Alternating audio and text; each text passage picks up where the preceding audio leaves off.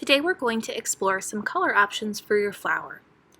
You should start by putting your name, class, and color on your paper.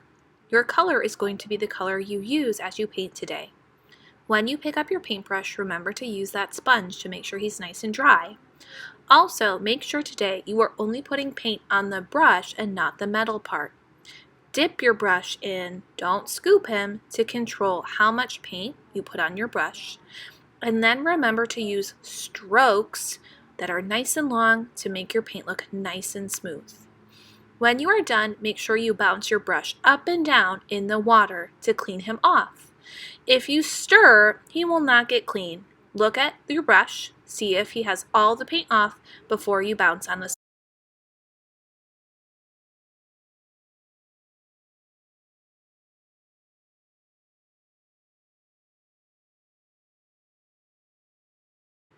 Your next colors are the neighbors of that color on the color wheel. My color is blue. Its neighbors are green and purple. So for those boxes, I should paint its neighbors, green and purple. Dip into your green, paint your box. Remember long strokes and smooth out those lines. Brush gets cleaned and dried off on the sponge before switching to my purple. Remember, right now it's easy to paint one color. Work on being in control of your brush and using good cleaning techniques. Your next color says to use a neighbor plus your color. So, blue comes first, and then I'm going to use green next and mix them together. This color is called an intermediate color. It is a combination of one primary and one secondary, and it is always the neighbor next to the primary.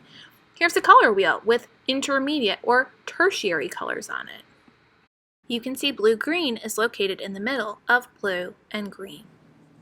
I'm going to finish mixing my blue-green, and then I'm going to mix my next intermediate color.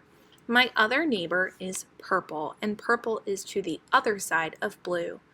With my clean brush, I'm going to start with my blue, and then I'm going to use a little bit of purple.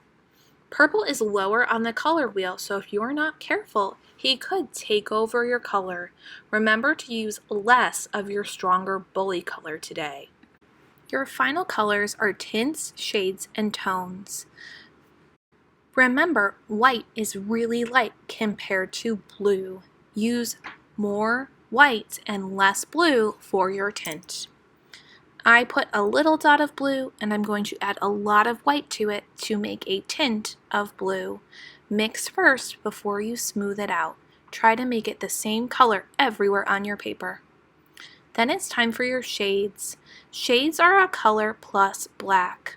Black is the biggest bully, so only a small tiny drop of black needs to be on your brush. You can't take black off your paper, so remember, you can always add more, but start with less. Then smooth out your paint color. The final color we're going to make is called a tone. A tone is a combination of your base color plus white and black. Remember to think about each color's strength. White is weak, so I use more. Black is strong, so I use less. Smooth out your tone on your paper. Clean off your brush, leave him on your sponge, and you need to use 2 hands to head to the drying rack. Remember, put your paper back as far as you can and get out of the way so you do not cause a traffic jam. Then you should inspect your hands and see if you need to head to the sink. Make sure when you're at the sink that you are using 5, 4, 3, 2, 1. I wash my hands and I am done. You need to scrub the tips of your fingers, not just lay your hands in the water. 1 paper towel is all you need to dry off your hand. Then get out of the way so it's somebody else's turn. Return your placemat to the middle of the art room, and then when you're all cleaned up, you can check the I'm finished board for what to do next.